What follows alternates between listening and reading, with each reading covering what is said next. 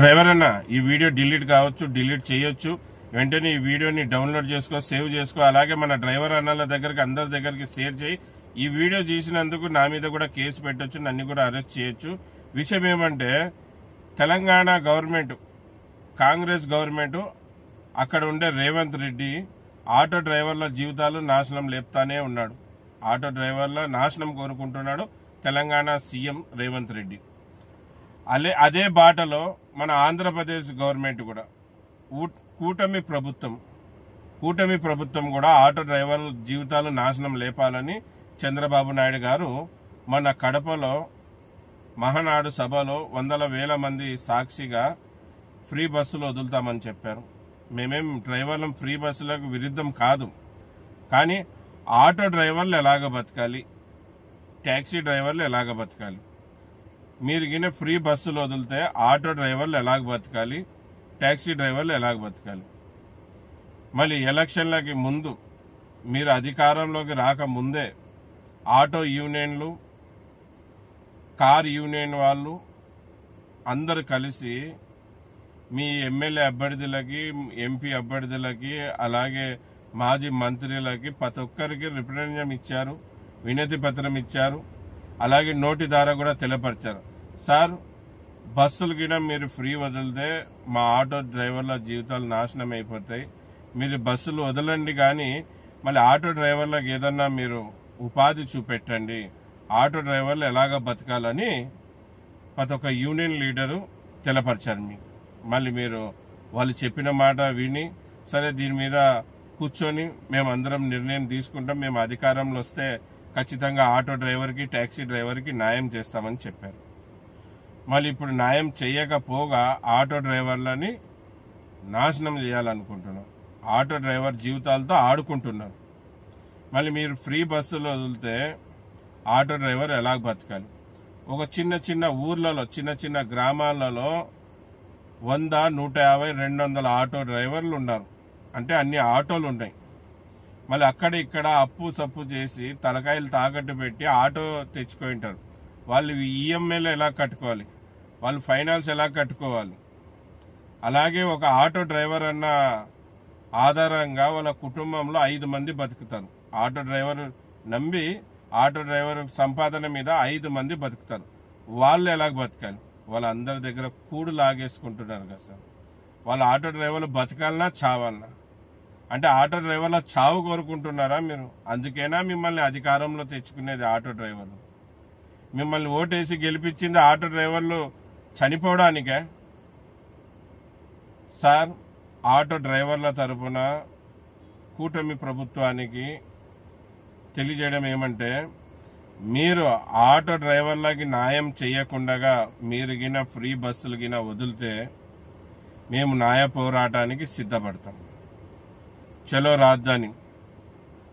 మేము ఆంధ్రప్రదేశ్లో ఉండే డ్రైవర్లమందరం గుర్తుపెట్టుకోండి, ఆటో డ్రైవర్లే కాదు, ఆటో డ్రైవర్లకి లారీ డ్రైవర్లు, బస్ డ్రైవర్లు, కార్ డ్రైవర్లు, ఆల్ డ్రైవర్స్ సపోర్ట్ కొన్నాం. అందరం చలో రాజధాని అని రాజధానికి వచ్చి న్యాయ పోరాటం చేస్తాం. తాడో పేరో అక్కడే తేల్చుకుంటాం. మళ్ళీ మీరు మరొకసారి దీని మీద ఆలోచించండి.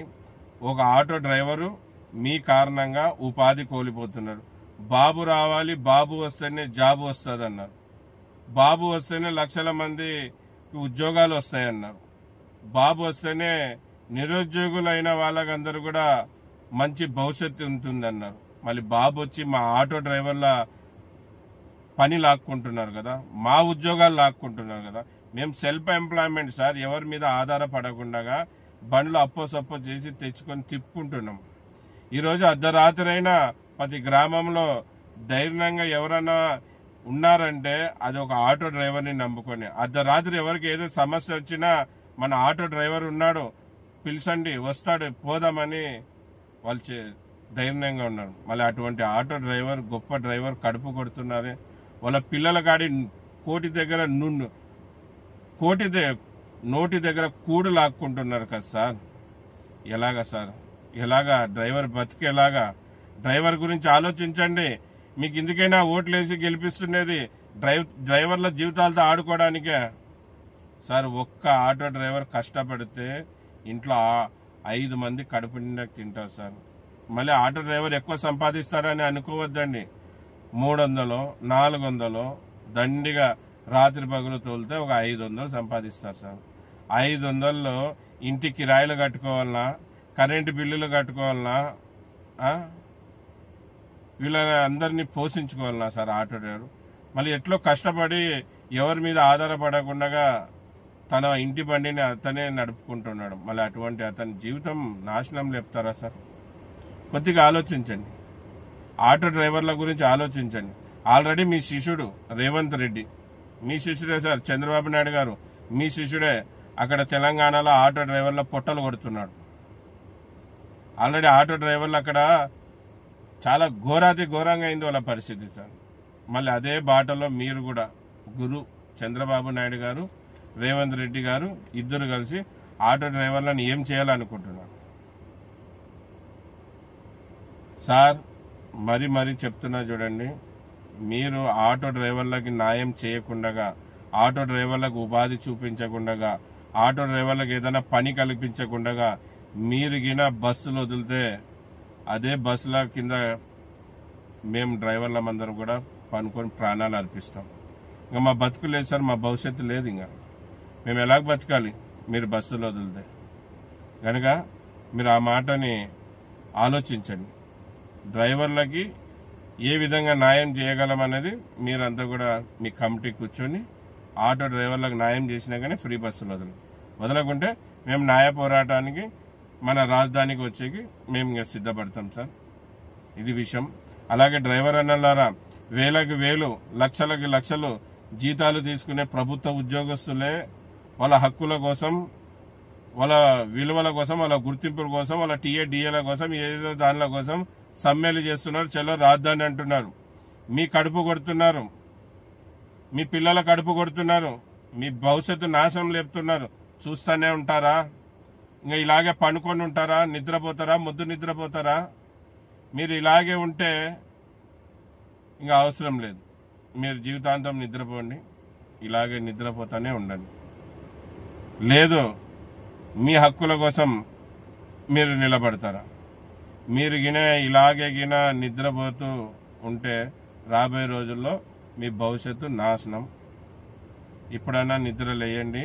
మీకోసం పెద్దలు గౌరవనీయులు పూజలు బిఆర్ డాక్టర్ అంబేద్కర్ గారు బడుగు బలహీన వర్గాల కోసం, వాళ్ళ న్యాయ పోరాటం కోసం, మన లాంటి బీద డ్రైవర్ల కోసం ఎన్నో చట్టాలు చేశారు. ఏ పార్టీ అయినా కానీ, ఏ పార్టీ అధికారంలో ఉన్నా కానీ, అధికారంలో ఉన్న పార్టీ ప్రజలకు అన్యాయం చేసే విధంగా చట్టాలు తెస్తే ఆ చట్టాలని రద్దు చేయించుకునే హక్కు ప్రజలందరికీ ఉంటుంది. మళ్ళీ మనం నష్టపోతుంటే డ్రైవర్లను చూస్తున్నామా? వాళ్ళు సూపర్ 6 హామీలో ఈ పథకం అమలు చేయబోతున్నారు. ఈ పథకం అమలు చేస్తే కొన్ని లక్షలాది డ్రైవర్లు రోడ్ల మీద పడతారు. డ్రైవర్లకు నమ్ముకున్న వాళ్ళ కుటుంబాలన్నీ రోడ్ పాలవుతాయి.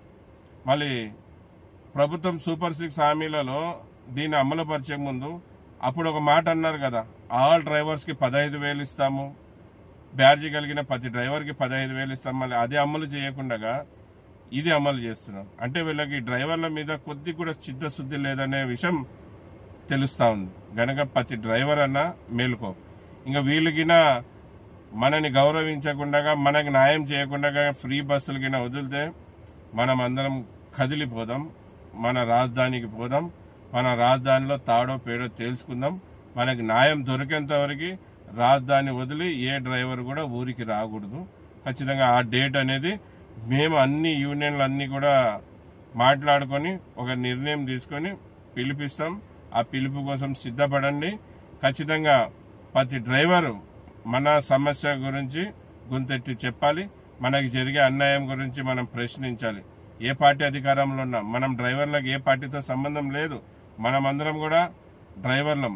మనదే ఒక పార్టీ, మనమే ఒక పార్టీ, అంతే. మనకి ఎవరు అన్యాయం చేసినా ఎవరిని వదిలే పరిస్థితుల్లో లేం, వదలకూడదు కూడా.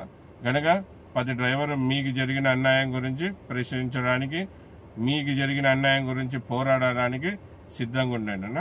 ఇది విషయం. అందరికీ నమస్తే, సలాం అలైకుం, జై భీమ్, జై హింద్, జై డ్రైవర్, జై డ్రైవర్. నా పేరు ఎస్ అన్వర్ బాషా. నేను ఒక డ్రైవర్ని. అలాగే సేఫ్టీ డ్రైవర్ అసోసియేషన్ కి ఫౌండర్, ఇప్పుడు ప్రెసిడెంట్ గా కొనసాగుతున్నాను. జై హింద్.